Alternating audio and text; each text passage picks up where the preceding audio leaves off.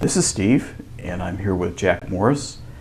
Jack is a Democrat who's running for the Indiana Senate 15th District seat, if I remember.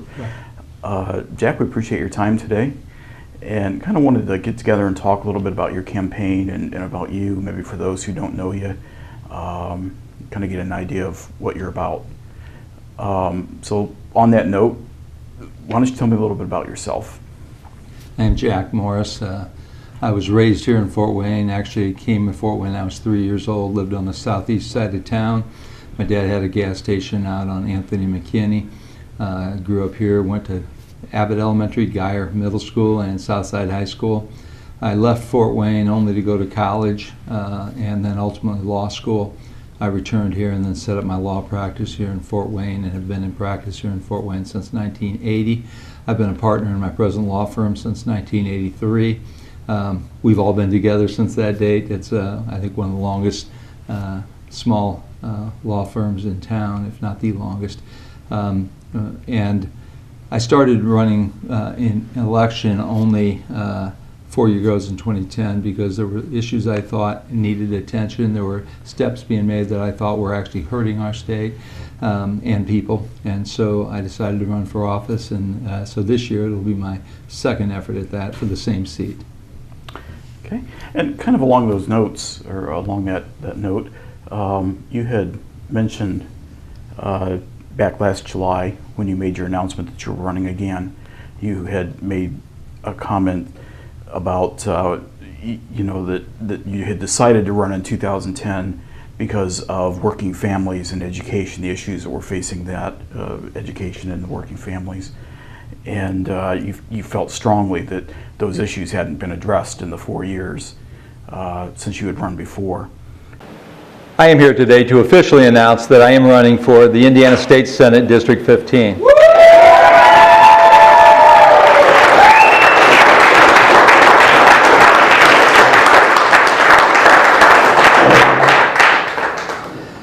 I did run in 2010.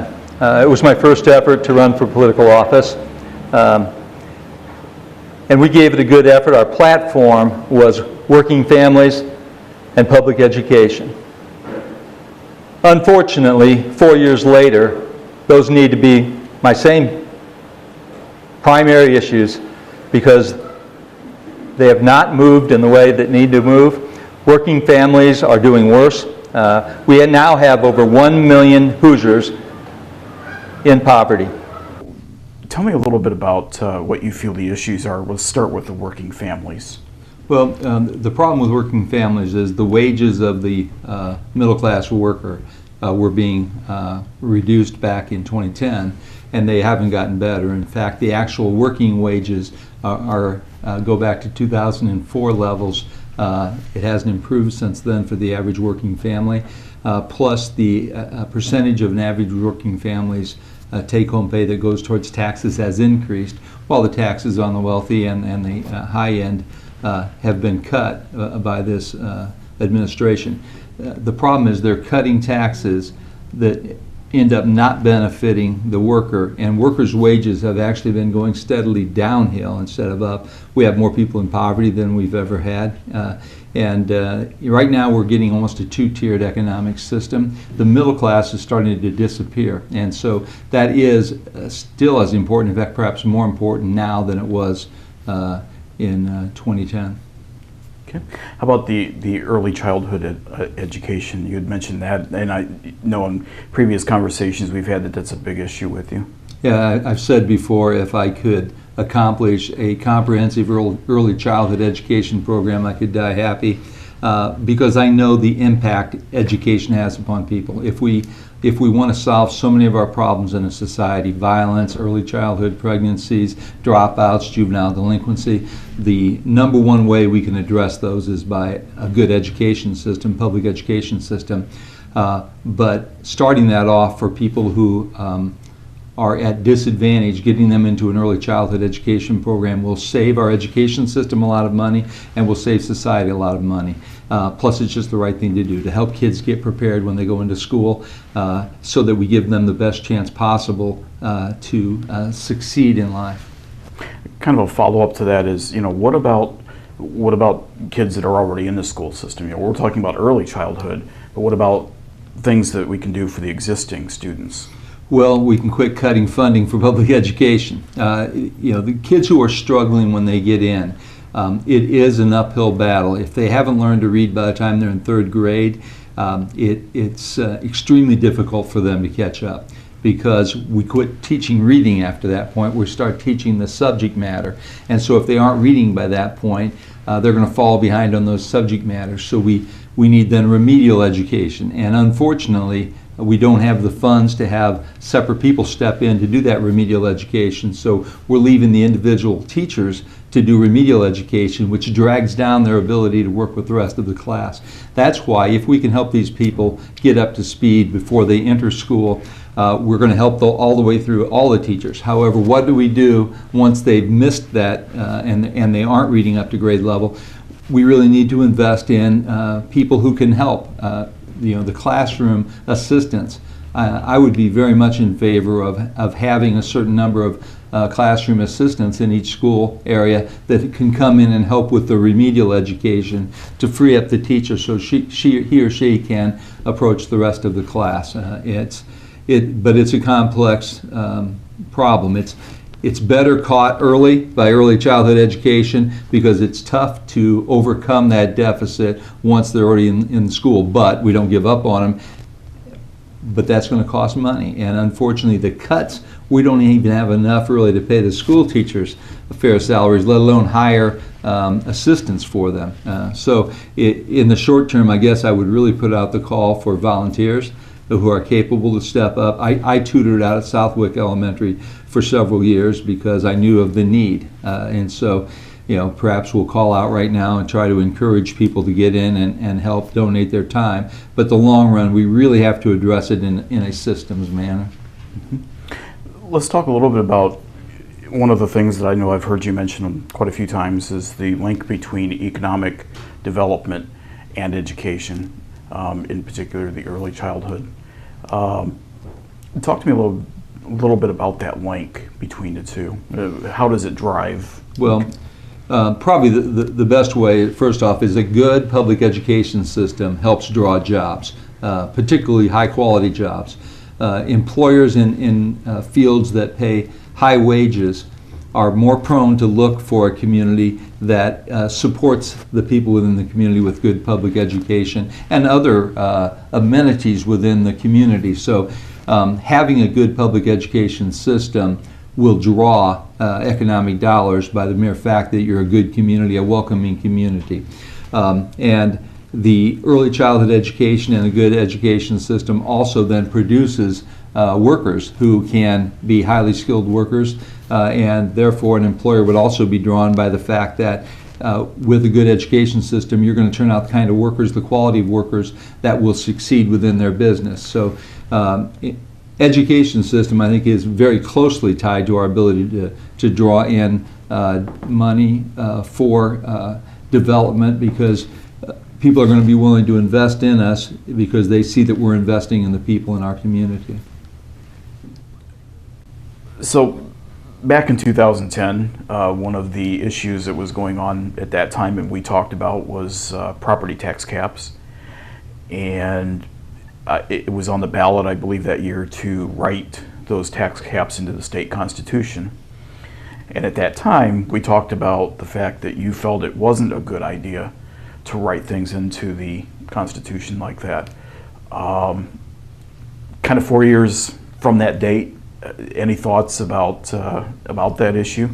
Well, I think it was the wrong thing to do, and we're seeing the impact on it on local governments and on our school systems, particularly the busing programs for our school systems. They're not getting the money in for capital improvements. They're not getting the money in for a lot of the programs the school systems aren't, which would normally have come from the property tax. And so they are suffering tremendously. Also, just local communities. We put a cap on that. Local communities are having less money to do the things, and yet the things they need to do are actually, in many ways, being increased because at the state level, they're trying to look like they're being financially, fiscally sound. But what really happens is they shift the burden to a lower tax organization like the county or the city. who then doesn't have the money to do the things that they really need to do.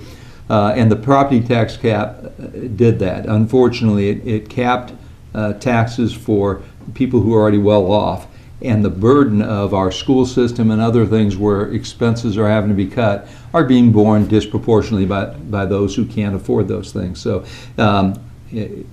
it's tough to reverse what they did. And I want you to know, one reason I'm against constitutional amendments in general is the arrogance to believe that my current position will always be the position that will carry the day. What I'm saying when I pass a constitutional amendment is I cannot trust future legislators to make the right decisions. And constitutions are for broad protections of rights and broad statements. When we start getting into specifics, and unfortunately there's been a move by a lot of Republicans in our area to pursue constitutional amendments for everything, same-sex marriage, property tax caps. And what you're saying is you are personally right now so absolutely right that you're always going to be absolutely right, and therefore you have to etch it in stone. And to me, that's an arrogance, and it's not looking at history about the way things do evolve and how things take shape. And you're also, with the property tax cap, they were being arrogant, saying,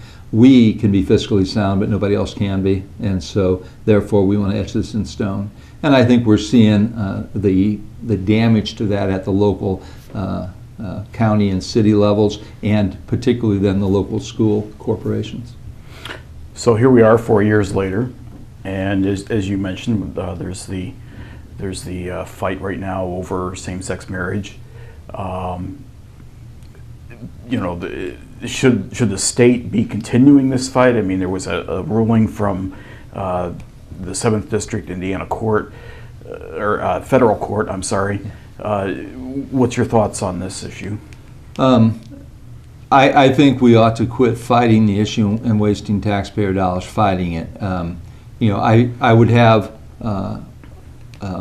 a cautious view from a faith standpoint about this. I firmly believe each church or each denomination has the right to determine who they will marry and who they won't marry. And that's where that battle needs to be, is within a denomination, because it's not a government issue that they ought to be ruling against.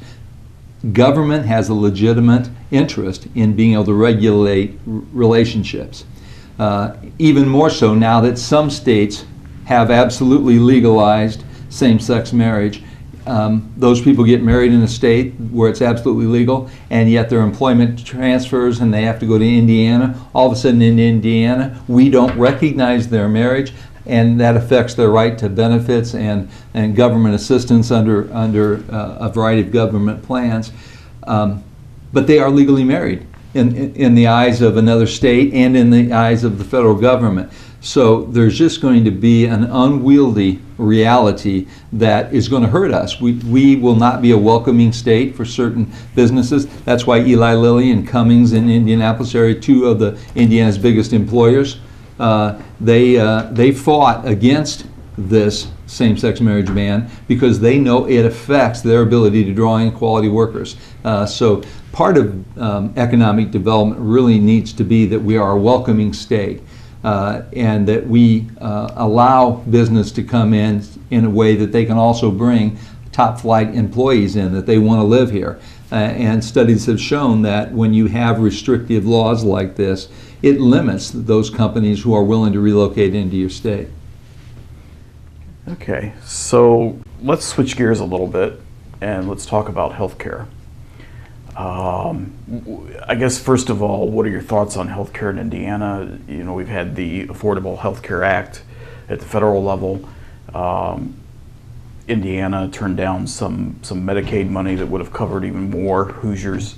What are your thoughts right now on the issues? Well, I think the Affordable Care Act was a step that was going to need to be taken. It unfortunately was put out in a way that was very difficult. It also, unfortunately, was a unilateral plan, meaning that it was one political party's plan and the other party did not contribute to it. That's a problem in our governing bodies these days, and it's either a Republican plan or it's a Democrat plan, and there isn't any effort to bring them together to get the best idea you can out of it. And so the Affordable Care Act was really just a Democratic plan, and there were a lot of problems with it that would have been fixed if there'd been a fair debate about it. And one party was pushing it, the other party was just resisting it, and therefore we didn't get the best plan we could. And so there's a huge number of ways that it will need to be corrected. But when you come to Indiana, when you look at us not accepting the expansion of Medicaid, from Indiana, that was really there was really no good debate about whether or not it was best for Indiana to expand Medicaid, because truthfully we would have covered a lot more people. It wouldn't have been on our cost. The federal government was going to pay it, and we would have had a lot of our people covered. So I'm not sure where the downside of that is, unless you are just trying to say you want to protect the federal government against themselves. Other states were getting this money and we're not. Basically, we turned down money that other states were receiving, and we ended up with a lot of our citizens uninsured, which we're paying the cost of that too, that other states aren't because they took the plan.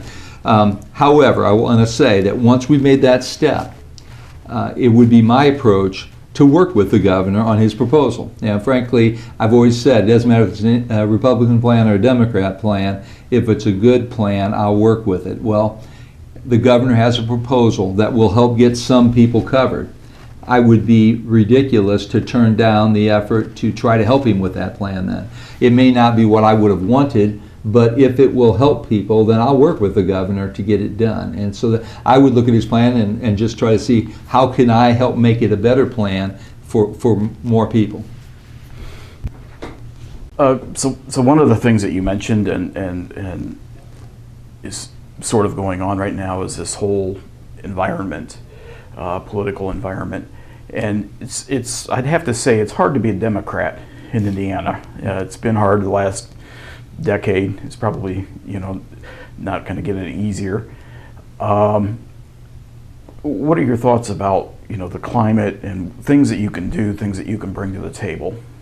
Well, it is difficult, and from my perspective, though, I try to approach every moment in a new way. So I try not to hold grudges against someone if we disagreed or argued about one particular issue. I also know that as a legislator, I need to be above that. I need to find a way to reach out to the other side. So one of my first things I've done is I've contacted Tom Weiss and I've asked him, if I win, will you sit down with me and share your experience with me and help me to know the people within the Republican caucus, how I can reach them, who would be best for me to work with, because I want to be effective, and I can't be effective in the legislature unless I work with Republicans. So it will be my goal to do it. I think all legislators should do that. At the moment I'm elected, I am no longer a Democrat. I am a state senator. Now, sure, we've got our respective caucuses, and I will caucus with the Democrats, but I firmly believe and know that I represent everybody in my district, not just those who voted for me, not just those who identify with my political party. So I will look at every idea, hopefully with those glasses, to look at it and say, is this best for my people, or what is good about this that can help the people of my district? And whether it's a Republican idea or a Democrat idea, I will get behind one that's going to be good for the people in my district. Let's talk about high-speed rail, or maybe not high-speed rail, more about passenger service in this area. It's been kind of a key issue. What do you think about that? Well, I would love to see Fort Wayne and Allen County be in on the expanded speed rail. We will never be able to accomplish the European high-speed rail, and so we're just increasing the speed. But being a part of that, I think, is a part of helping us out as Fort Wayne to be again a city that people would feel are connected in a way that we are in a very strategically located geographic area between Cincinnati, Chicago, Columbus, Detroit, Indianapolis. We can make good use of those connections if we do our best to be connected in a way that business people will be willing to travel. And so rail itself has a lot of good things for it. It will help us with our environmental issues because the more people who travel on a train, less cars on the roadway. So there's a lot of good things about it. It just has to fit in economically with what we want to do. But I would be a proponent of supporting the high-speed rail through Fort Wayne, because I think if we don't do it, we will be left out of some development out there, some business development. Let's broaden that a little bit and talk about public transportation, mass transit in general. You know, for instance, CityLink, I don't remember what the dollars that we subsidize them. It's 3 to 1. I don't remember 4 to 1. Any thoughts on, you know, is that a good way for government to be spending money? Any thoughts on that? Well, you know, I think public transportation is always a good way for government to spend money. It hopefully, if it's done right, cuts down on the amount of traffic to and from your downtown or other locations. It also helps open the world up to people who don't have a car or other means. And so I'm a big one for making sure we do everything we can to help anyone who wants to be a productive member of our society. And public transportation helps a good number of people who otherwise couldn't get around. My office is 2 doors down from the Carriage House. A lot of people who get tremendous benefit from the Carriage House ride public transportation. If we did not fund it, those people would be excluded from a resource that helps them function and to be members of our society. So it's not always about will we get 100% return on it dollar-wise. There are some things that are the right thing to do. Helping disabled people become productive members of our society is good for them and good for us. So sometimes we invest money in things like that, public transportation, not just because it's good economically for us, but it is just good for us as a people to do the right thing. Okay. Is there anything else that we haven't talked about that you'd like to add or talk about? Well, I guess we did talk about education, the cutting in education, and the voucher program. I hear some people wanting to expand the voucher program, and I can tell you that I oppose any expansion of it. We've already taken way too much money out of public education, and that will hurt us. The cuts that are going on we're going to pay for it down the road, because public education on the one hand is the great thing that will help avoid a lot of problems. Cutting public education is going to result in continuation of a lot of problems. If we want to do away with the violence, if we want to do away with public assistance programs, public education is the best way to do that. When we cut public education, those problems are going to get worse. So we need to stop the outflow of public money. We need to keep it within public education. I'm a big supporter of private education for people who want to do that. I think Bishop DeWenger, Bishop Luers, Canterbury, these schools have a great purpose within our society, but traditionally that purpose is private pay, a private school. And we are mingling that, and I think that's a really bad path to be taking, for both of us, because public money going to private schools is going to, by necessity, start to require public intrusion upon those private schools to make sure how they are using that public money. If it's tax money that's going in, we've got to make sure our tax dollars are being properly used. And I know Canterbury doesn't take vouchers because they don't want that. They know that's a natural outflow, and so they just say, we don't need your tax dollars, we don't want it because we don't want your regulation. And I think that's a valid decision on their part. Some of those who are taking tax dollars may have to start opening up their books a little bit so we can see and who they're taking, why aren't they taking some students. I think those questions have to be answered if in fact they want public money. Okay. Anything else you'd like to add? No, that's it. Okay. Well, Jack, we appreciate your time and wish you well in November. Yeah, thank you. Thank you.